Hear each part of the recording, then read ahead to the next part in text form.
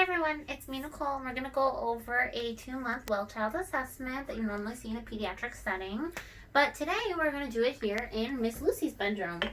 And this is Miss Lucy, our little patient. Say hi, Miss Lucy. She's kind of grumpy, so bear with me. So this video is going to contain what a normal child assessment would be at 2 months, which is going to be the shortened focused assessments, also the developmental milestones we're going to go over, make sure she has all of them, as well as what immunization she would be receiving in the doctor's office today. So starting with the physical, she would normally be in just her diaper, but we're just going to keep her in a onesie today. And the reason why we would have her in just a diaper is to get an accurate weight. So for a child who is a female at 2 months, according to the CDC, the average weight is 8 pounds 4 ounces to 15 pounds 2 ounces. And then for the males, they are 9 pounds to 16 pounds 3 ounces. Average height would be from 22.5 inches, and for a male, 23.11 inches, and she's 19 inches, so that's great. So moving on from height and weight, we would now move on to the vitals. I have already done all of the grunt work diagnostics away from the camera to get them done and ready for the video. And so her temperature would averagely be 97.2 to 103 degrees. Anything over 100.3 degrees Fahrenheit is a fever, which is indicative of infection. And she has, let's see here, so let's pretend we would do this temporally, and hers was already 96.3 the last time I did it. And just know, if you were doing it rectally, which is what a lot of doctor's offices are still doing these days, it would be a little more accurate and also about a degree higher, so Fahrenheit. So now we're going to move on to her heart rate. That was 90, and the average is 80 to 140 beats per minute at the 2-month mark. And then we also did her respirations, which should typically be between 20 to 30 at her age, breaths per minute. And hers were about 27. So a little high, but still normal. So the next thing we will be doing is assessing her head. So we would be checking circumference. I wasn't able to do that at home because I don't have a tape measure. But it would be, for the 3rd percentile at the 2-month, it would be 37.6 centimeters. Up until the 75th percentile is 41.7 centimeters. So we did check her head. Then we would move on to the fontanelles. As we learned in maternal newborn, the anterior fontanelle closes from 15 to 18 months. So it is not alarming when we palpate, it's not closed. However, the posterior fontanelle would be right here. This is supposed to close between 1 and 2 months, so they would be checking this at her assessment, and it is closed, so that's great. So far, so good, Missy. Next, we are going to move on to sorry, someone's getting a little cranky here. We would move on to the ears. So we're going to check her ears. No cerumen noted, no drainage. That's good. She's healthy. And then we would do eyes. So the thing with the baby's eyes, I've read in research that you don't normally do perla at this age. So you're not going to really be able to tell if the pupils are equal, round, reactive, and accommodating. I don't know if that's so true, but that was what I read. But you really do want to look for that red reflex, which is going to be the light bouncing off of the retina. And that is super important. You really want to see the red reflex, because if she doesn't have that red reflex, then she's going to have, it is a big sign of having either a retinal tumor or cataracts. So now we move on. We will be checking her nose. So in her little nose here, we see it is clear, no drainage. Shh. See, septum is not deviated. You see it's right in the middle. No deviation. Mouth. Oh, her mucous membranes were also pink and moist and warm. Now we're going to do her mouth. So as you can see, her mouth is open. No thrush, which is a big deal with babies. Sorry. At this age, typically, there is a possibility that you're going to see thrush, which is a bacterial infection that is this white coating over their tongue. She doesn't have that, so that's really good. Her mucous membranes were pink and moist, so that's also good. No cyanotic, no cyanosis noted. And then next, we are going to move on to the lung sounds. So, we're going to check all 4 lung fields, which are going to be in the front and the... Okay. Ooh. Oh, sorry. Alrighty, so she's not really letting me put her down on the little table so I could show you. but let's just try. No, she's not gonna let me.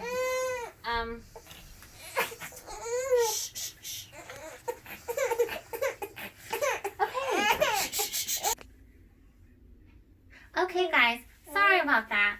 Miss Lucy got a little angry, so we're going to try and move on the best we can. I'm not going to really touch with the stethoscope because she's going to freak out, but what I did do was check her lung sounds before the video, so no worries.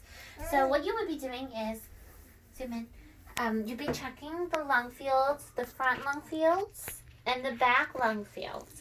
And you want to make sure that you're not finding any adventitious breath sounds, so no stridor, no rhonchi, no wheezes, no like grunting noises, because that is an indication that she either has like her epiglottis is kind of closing when she's trying to breathe, or she has some type of an obstruction. And either way, it's notable, and it's something that shows an indication of some type of pulmonary difficulties. So we don't want that. Next, we're going to move on to the abdomen. So with the abdomen, as we remember from fundamentals, you're going to go in the same order of inspect, auscultate, palpate, and then percuss. And don't forget, we never percuss or palpate until we actually auscultate, because you want to make sure that you're not like moving things around and then you hear extra sounds. So I don't know if it's notable. Here, we can kind of just show her belly. Miss Lucy's tummy is a little bit distended here, as you can see. And that is because she's pretty gassy. So that's just that. We're now going to move on to, the skin also. So with her skin, you can tell she's kind of warm, she's pinkish, she's not cyanotic. A big thing sometimes, if they look like if their skin's kind of gray or mottled or cyanotic, that is kind of an indication that they may have some type of congenital heart disease, where they could possibly have, the most common one is an atrial septal defect. And so you can tell with her skin, though, thank God, she is warm and perfusing fine, and that's all good. Also, a big one that I did not hit yet was cardio. And as we said before, she has a heart rate of 90 beats per minute. So that's great. The average for a 2-month-old her age is 80 to 140 beats per minute. And another thing we would, you could check, if you were doing like an entire head to toe assessment, you could check her pulses, the axillary, the brachial, radial. We did her apical, remember, thoralis pedis, femoral. And also, we're going to move on now to an important part, I think, is her hips. So you want to make sure you're checking for any hip dislocation with the babies. And so you're going to do the Ortolani and the Bartlow maneuver. So Bartlow is abduction and reduction. And then the Ortolani, which is this one, pretty much. So Bartlow, see how her thighs move fine and nicely. So that's great. And then the Ortolani is just, oh, she's smiling. She likes that when you just push in. So her hips move beautifully. She's totally fine. No hip dislocation here. Now we're going to move on. So I just wanted to talk about what you would find in the reproductive urinary area over there. So for a baby girl, it is completely normal that the labia majora is like covering the labia minora. So if anyone's working in a pediatric setting, they seem like kind of looks like a lot down there. That's normal. Also, one thing that is kind of surprising people who haven't had a baby girl like me before, when I first had her, I was a little shocked because she had some type of like whitish discharge at her first checkup. And that kind of startled me. And I said, well, what is this? Is she okay? And it's completely normal. That is actually the hormonal, maternal hormones coming out. So they still have that kind of when they're first born. Now at the 2-month mark, you don't see that. She doesn't have that. But just mentioning, in case you ever do newborn assessments in a pediatric setting, that's one thing you may see. And next, we are going to move on to her back. Okay, come on, Miss Lucy. Okay, so let's look at her back. Okay, there is no, you see there's no defects. She doesn't have, one big thing, no sacral, she's a little hairy, but she's got no sacral dimple. So, what a sacral dimple is it is an indication of spina bifida or a possible tethered spinal cord. So we don't want that. So she doesn't have that, and that's great. And now So we're pretty much done with this part of the exam. We've moved her legs. We see she does great with passive and active range of motion. Also, we're going to start talking now about the... Oh, you have something to say too? You too? Okay. Now we're going to start talking about the immunizations. So at the 2-month mark, she would be receiving kind of a lot of immunization. She would be receiving her DTaP, which is diphtheria, tetanus, and acellular pertussis.